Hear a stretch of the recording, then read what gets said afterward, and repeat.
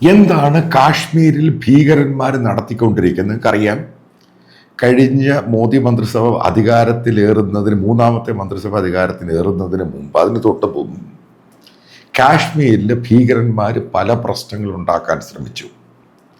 അതായത് ഹിന്ദുക്കളെ പ്രത്യേകം വേർതിരിച്ച് വെടിവെച്ചു കൊന്നു. പിൽഗ്രിമിന് പോയിരുന്ന ബസ്സിൻ്റെ സംഭവം നിങ്ങൾക്കറിയാം. കൊച്ചു കുട്ടികൾ ഉൾപ്പെടെയുള്ളവരെയാണ് വെടിവെച്ച് ഒരു വനത്തിൻ്റെ ഭാഗത്ത് വെച്ച് കഴിഞ്ഞ് ആ ബസ് വെടിവെച്ച് താഴോട്ടിടുന്നു. കാരണം ബസ്സിൻ്റെ കൺട്രോൾ പോകുന്നു. ബസ്സിൽ നിന്ന് ചാടി ഇറങ്ങി അവരെ വെടിവെച്ച് കൊല്ലുന്നു, കൊച്ചു കുട്ടികളെ ഉൾപ്പെടെ. ഇന്ന് പാകിസ്ഥാനിലും ഇതേ സംഭവമാണ് ഉണ്ടാകുന്നത്. ബലൂചിസ്ഥാൻ പാകിസ്ഥാൻ്റെ ഏറ്റവും വലിയ പ്രൊവിൻസാണ്. അതായത് പാകിസ്ഥാനിൽ ഏറ്റവും കൂടുതൽ സാമ്പത്തികമായി ഉള്ള ഒരു പ്രവിശ്യ, ഒരു സ്റ്റേറ്റ്. കാരണം ഏറ്റവും കൂടുതൽ മിനറൽസ് ഉള്ള ഒരു സ്റ്റേറ്റാണ് ഇത് ബലൂചിസ്ഥാൻ എന്ന് പറയുന്നത്. ഇറാനുമായിട്ടും അഫ്ഗാനുമായിട്ടും ഒക്കെ ചേർന്ന് കിടക്കുന്ന ഒരു ഭാഗമാണ്. അവിടെ ഉണ്ടായ സംഭവമാണ്. പാകിസ്ഥാൻ പോലും ഞെട്ടിയിരിക്കുകയാണ്. കാരണം എന്താണ് ഉണ്ടായത്? 102 പാകിസ്ഥാൻ സോൾജിയേഴ്സിനെ ബലൂചിസ്ഥാൻ പോരാളികൾ വെടിവെച്ചു കൊന്നു. അതുപോലെ തന്നെ ഇസ്ലാമാബാദിൽ നിന്ന് ലാഹോറിൽ നിന്നൊക്കെ വരുന്ന ബസ്സുകളുണ്ട്. നമുക്കറിയാം, ഇവിടെ രാത്രി ഒരു ഇൻ്റർസ്റ്റേറ്റ് ബസ്സുകൾ. ആ ബസ്സുകൾ വന്ന് ആ ബസ്സുകൾ തടഞ്ഞു നിർത്തിയിട്ട് അതിനകത്ത് ഐഡൻറ്റിറ്റി ചോദിക്കുന്നു. ബലൂചിയാണോ പഞ്ചാബി? എന്തോ പാകിസ്ഥാൻ പഞ്ചാബിയാണ് ഈ പറയുന്നത്. ലാഹോർ, ഇസ്ലാമാബാദ് സൈഡിൽ താമസിക്കുന്നവർ ആ ബലൂചികളെ വെറുതെ മാറ്റി നിർത്തുന്നു, ഈ പഞ്ചാബികളെ വെടിവെച്ച് കൊല്ലുന്നു.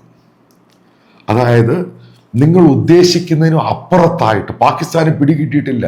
ഇത്രമാത്രം എങ്ങനെയാണ് ബലൂചിസ്ഥാൻ, അവിടെ പോരാളികൾക്ക് ഇത്ര ആയുധം കിട്ടിയത്? ഇങ്ങനെ ഇത്രമാത്രം കോർഡിനേറ്റ് ചെയ്ത് അറ്റാക്ക് ചെയ്യാൻ അവർക്ക് എങ്ങനെ സാധിച്ചു? അതിനെപ്പറ്റി പാകിസ്ഥാൻ അഡ്മിനിസ്ട്രേഷൻ ലിറ്ററലി ഷോക്കാണ്. അതായത് അവിടുന്നുള്ള ഏറ്റവും കൂടുതൽ മിനറൽസ് പാകിസ്ഥാൻ വിൽക്കുന്നത് ചൈനയ്ക്കാണ്. ഇപ്പം ചൈന അവിടെ വലിയൊരു പാലം പണിതു കൊടുത്തിട്ടുണ്ട്. അതും തകർത്ത് കളഞ്ഞു. അതായത് പാകിസ്ഥാൻ പട്ടാളത്തിൻ്റെ ഒരു ക്യാമ്പ് പൂർണ്ണമായിട്ടും പിടിച്ചെടുത്തു. ആലോചിച്ചൊക്കെ, പാകിസ്ഥാൻ പട്ടാളം ഓടിപ്പോയി. ബലൂചിസ്ഥാൻ്റെ ഡിമാൻഡ് എന്ന് പറയുന്നത്, ഇപ്പം പാകിസ്ഥാനിൽ ഈ പ്രോസ്പെരിറ്റി ഉള്ള ഒരു സ്ഥലം എന്ന് പറയുന്നത് ചെറുതായിട്ടെങ്കിലും ഈ ലാഹോർ മേഖലയാണ്. ഈ പാകിസ്ഥാനിൽ ഏറ്റവും കൂടുതൽ പണം പോകുന്നത് ഈ മിനറൽസ് ഉള്ള ഈ ബലൂചിസ്ഥാനിൽ നിന്നാണ് അങ്ങോട്ട് പോകുന്നത്. ബലൂചിസ്ഥാൻ്റെ ഡിമാൻഡ് എന്ന് പറയുന്നത്, അവിടുന്ന് കിട്ടുന്ന പണം പാകിസ്ഥാൻ ബലൂചിസ്ഥാനിൽ തന്നെ ചെലവാക്കുക, ഒന്നാമത്തെ. രണ്ടാമത്തെ നേരത്തെ ഡിമാൻഡാണ് ബലൂചിസ്ഥാൻ പോരാളികൾ. നേരത്തെ പാകിസ്ഥാൻ ഇത് ഇന്ത്യയെ കുറ്റം പറഞ്ഞിട്ടുണ്ട്. അതായത് എന്താണ് ഇന്ത്യ കുറ്റം പറഞ്ഞത്? ബലൂചിസ്ഥാന് സാമ്പത്തികമായിട്ടും അതേപോലെ തന്നെ വെപ്പൺസും കൊടുത്ത് സഹായിക്കുന്ന ഇന്ത്യയുടെ RAW ആണ്. പക്ഷേ ഞാനിത് പൂർണ്ണമായിട്ട് വിശ്വസിക്കുന്നു.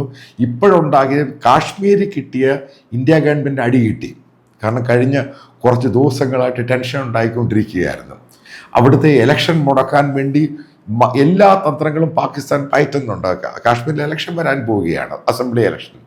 അപ്പോൾ അതിന് ഇന്ത്യ ഗവൺമെൻറ് കൊടുത്ത തിരിച്ചടിയാണ് പാകിസ്ഥാന്. കാരണം ബലൂചിസ്ഥാനിൽ അവരുടെ ഡിമാൻഡ് ആ പ്രവിശ്യ, അതായത് ആ സ്റ്റേറ്റിന് സ്വാതന്ത്ര്യം വേണം, ഒരു ഇൻഡിപെൻഡൻറ്റ് രാജ്യമുണ്ടാകണം. ഇന്ത്യ ഗവൺമെൻറ് നല്ലപോലെ ഓപ്പറേറ്റ് ചെയ്ത് കാശ്മീരിൽ കിട്ടുന്ന അടിക്ക് തിരിച്ച് 100 ഇരട്ടി അടി അങ്ങോട്ട് കൊടുക്കുകയാണ്. അതായത് ബലൂചിസ്ഥാനിൽ വലിയൊരു ശക്തമായ ബലൂചിസ്ഥാൻ പോരാളികൾ, അത് വലിയൊരു ലിബറേഷൻ ഫ്രണ്ട് വലിയ സംഭവമായിട്ട് മാറി. അവർക്ക് വിദേശത്തു നിന്ന് സഹായം കിട്ടുന്നു. അതേപോലെ ഗൾഫ് കേന്ദ്രീകരിച്ചാണ് ഇവർ പലരും വരുന്നത്. ഇവർക്ക് വെപ്പൺസ് കിട്ടുന്നുണ്ട്. അതേപോലെ തന്നെ പാകിസ്ഥാൻ പട്ടാളം ഉപയോഗിക്കുക അതേപോലെ തന്നെ ക്വാളിറ്റിയുള്ള വെപ്പൺസ് കിട്ടുന്നുണ്ട്. ബോംബുകൾ കിട്ടുന്നുണ്ട്. അറ്റാക്ക് ചെയ്യുകയാണ്. മനസ്സിലാക്കേണ്ടത്, പട്ടാളത്തെയാണ് അറ്റാക്ക് ചെയ്യുന്നത്, പോലീസിനെ അല്ല.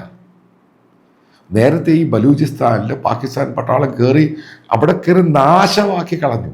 ഒരു സമയത്ത് ഇഷ്ടം പോലെ വെടിവെച്ച് ആയിരക്കണക്കിന് പേരെ കൊന്നു കളഞ്ഞു.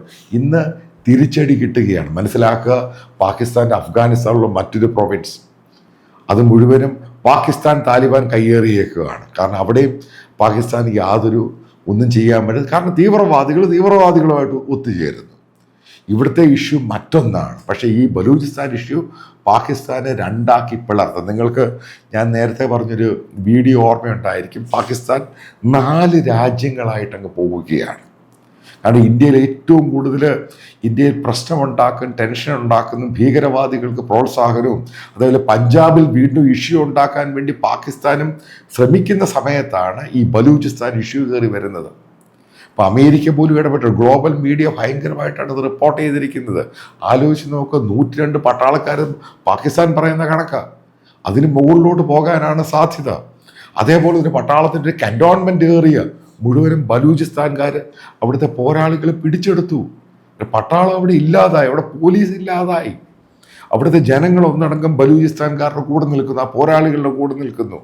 അപ്പം എത്രമാത്രമാണ് ഭീകരന്മാർക്ക് സപ്പോർട്ട് ചെയ്ത് പാകിസ്ഥാൻ കാശ്മീരിൽ കാണിക്കാൻ ശ്രമിച്ചത്.